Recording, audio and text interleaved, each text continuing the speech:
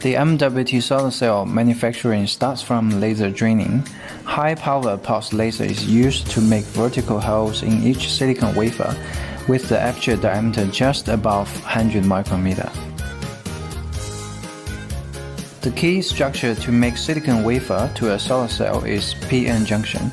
Doping materials such as phosphor is diffused into p-type silicon to form n-type layer.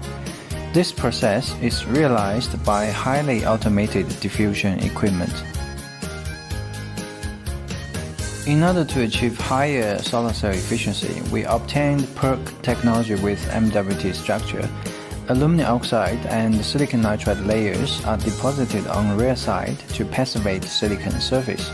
This is carried out by the European machine to ensure precise control of deposition. Before applying silver paste and making effective metal semiconductor contact, rear side passivation need to be selectively removed by high-speed laser machine.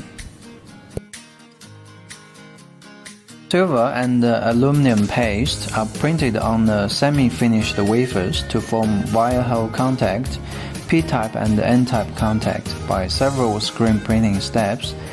Elegant and busbar-free MWT unique pattern is obtained after metallization. Our MWT solar cells have been produced.